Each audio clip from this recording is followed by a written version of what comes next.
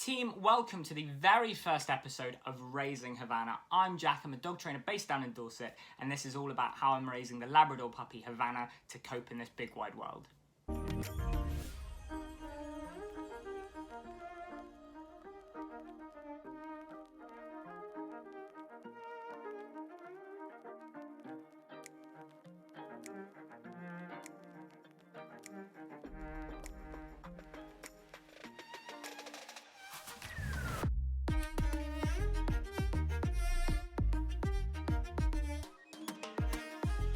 So we're going to kick off this entire series really by just going over a brief overview of Havana's day. I'm not going to go into all the specific details of it, but kind of the main key points, which include some snapshots of some training sessions that we did, as well as an outing. So earlier this morning, she went out for a little outing with my family. I didn't go because I had work commitments.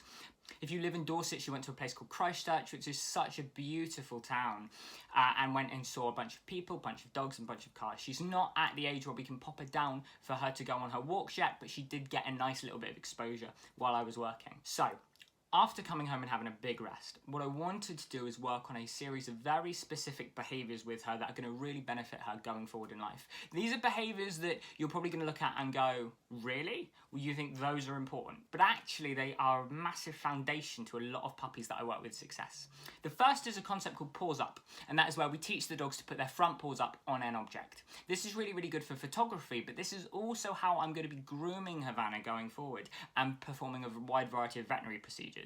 I'll go into more detail about the benefits of paws up in a future video, but in short, teaching your dog that there is a specific target that they're going to use when stuff like grooming and handling is going to happen provides so much clarity. And also we're going to teach her that if she's ever uncomfortable with being groomed or handled, she can step off of that paws up block and let us know. There's a concept called cooperative care, which I will go into much more detail in a little bit later on.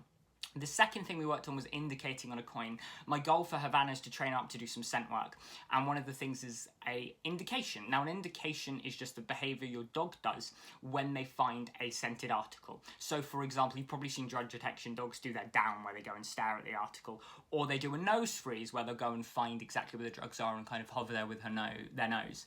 That's my goal with Havana, is to get that nose target and that nose freeze. So this is just a little session of me working on that. You can see we're actually making some really nice progress here. Next up, we worked on her chase cue. Now, what I want Havana to understand is that rewards come in different ways depending on the activity that we're going. A really key one is something called chase. So I want her to understand that chase means I'm going to throw a piece of kibble along the floor for her to go and chase and catch.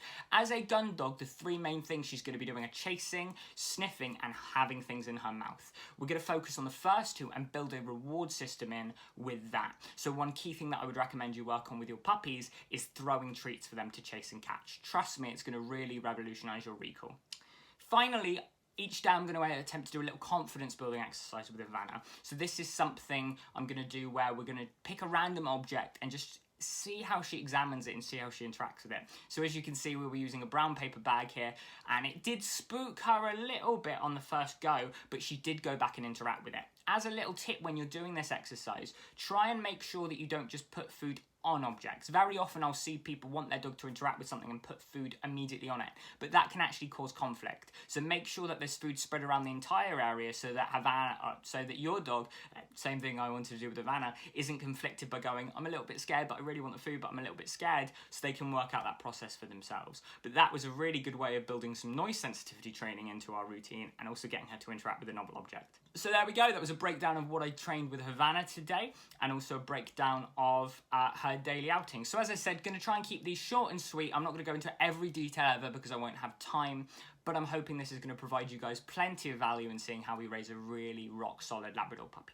Any questions, please leave them in the comments. Please subscribe to this YouTube channel so you can keep up with Havana's daily adventures. And if you want to find me on social media, you can find me on Facebook at Jack Fenton, the Dorset Dog Trainer. Thank you very much for watching, team. I'll chat with you all again soon. Bye!